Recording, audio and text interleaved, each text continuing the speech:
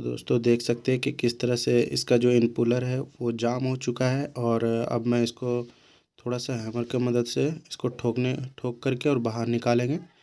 और निकालने के बाद इसका जो इनपुलर है वो चेक करेंगे, और चेक करने के बाद हमको पता चल जाएगा कि इसका जो इनपुलर है वो जाम था, तो सारा इनपुलर को बाहर निकालना पड़ेगा क्योंकि ये जाम हो चुका है। तो इसका जो नट है वो खोल लेना पड़ेगा एलेंकी की मदद से। ये बुश होता है और ये वाशर है। उसके बाद में एक और वाशर होता है प्लास्टिक का, वो भी निकालना है, और एक छोटा सा चाबी होता है वो भी निकालना है। ये इनपुलर है, ये उसका कवर है, ये भी कवर है, ये इनपुलर है, फिर से कवर, फिर से इनपुलर। आप अगर पंप खोले होंगे तो आपको पता ही होगा कि इसी तरह से इसका सेटअप होता है। तो ये 8 स्टेज का है, और 8 स्टेज मतलब 8 पीस रहता है इसमें इनपुलर।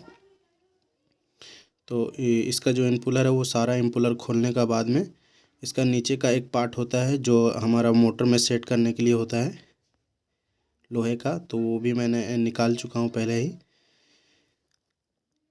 अब ये देखिए, ये सारा कुछ तो सही है, प्लास्टिक का होता है ये सही है। ये मोटर है क्रम्पटन का, और आप देख सकते हैं लिखा हुआ भी है। और ये उसका शाफ्ट है इनपुलर का, इसको धो करके साइड में रखते हैं। उसके बाद मोटर में फिर से सेट करने के लिए रेडी कर लेते हैं इसको। और इसका जो पहला वाला पार्ट था जो मोटर में कनेक्ट होता है और पंप को कनेक्ट करता है, उस पार्ट को पहले मैं इसमें सेट कर लेता हूँ, रेंच का मदद से टाइट कर लेता हूँ। उसके बाद में इसमें शाफ्ट लगा के और एक एक करके जितना खोला था ये दोबारा से वापस फिर से सेट करना पड़ेगा। और सेट करने के बाद इसको अच्छे से हाथ से थोड़ा सा ठोकना पड़ेगा, हैमर से नहीं, क्योंकि अगर हैमर से ठोकिएगा तो इसमें टूट जाएगा। और ये एक एक करके सेट करना पड़ेगा इसमें। और देख सकते हैं किसी तरह से सेट करते जाना है। तो ये हमारा सेट हो चुका है। अब एक ठो और बचा है जो सेट हो चुका है। अब इसका वाशर लगाएंगे प्लास्टिक वाला, फिर लोहे का वाशर, उसके बाद इसका बुश लगा के इसको रेडी कर चुके हैं। अब इसको मोटर में डालेंगे दोस्तों। पंप को जो है सो कवर में डालेंगे। उसके बाद कवर में डालने के बाद इसका जो पार्ट है लोहे का उसको भी डालेंगे। उसके बाद इसका नट वोल्ट होता है उसको भी लगाना पड़ेगा। पहले हैमर की मदद से इसको पहले लगा लेते हैं अंदर।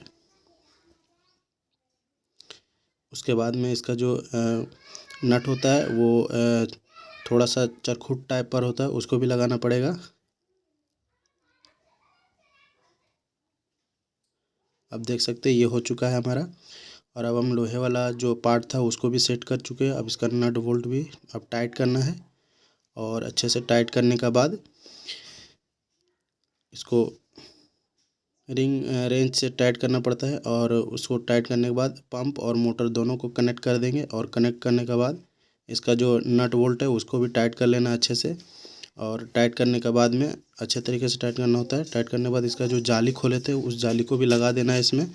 और जाली को अच्छे से लगाने के बाद इसका जो स्क्रू है उसको भी लगा देना पड़ेगा, और उसको लगा चुके हैं। आप देख सकते हैं कि इसमें रस्सी बांध रहे हैं हम। रस्सी बांधने के बाद इसको कुएं में डाला हुआ था तो कुएं में वापस से कुएं में डालते हैं इसको। और देख सकते हैं ये हो चुका है। अब हम इसको रस्सी जो है सो बांध रहे हैं इसको, और सही से बांधने के बाद इसका स्टार्टर में लाइन दे चुके हैं। अब हम लाइन देने के बाद में इसका जो कनेक्शन है वो पहले चेक कर लेने के बाद में इसका जो सप्लाई है वो दे चुके हैं हम। अब देख सकते हैं एमसीबी उठाते ही इसमें लाइन आ गया और हमारा पानी भी आने चालू हो चुका है।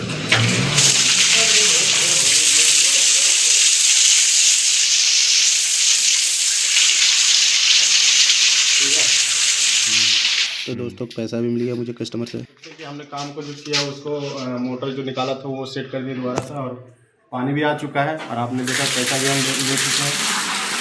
तो देख सकते हैं कि किस तरह से पानी का फोर्स है, और बहुत ही अच्छा से हमारा मोटर जो है वो बन चुका है।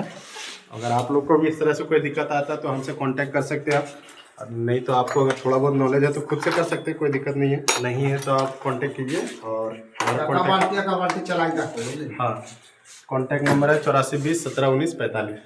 लाइक कीजिए, फॉलो कीजिए, सब्सक्राइब कीजिए, बेल आइकन दबाना ना भूलें ताकि हर वीडियो का नोटिफिकेशन आप तक पहुँचता रहे।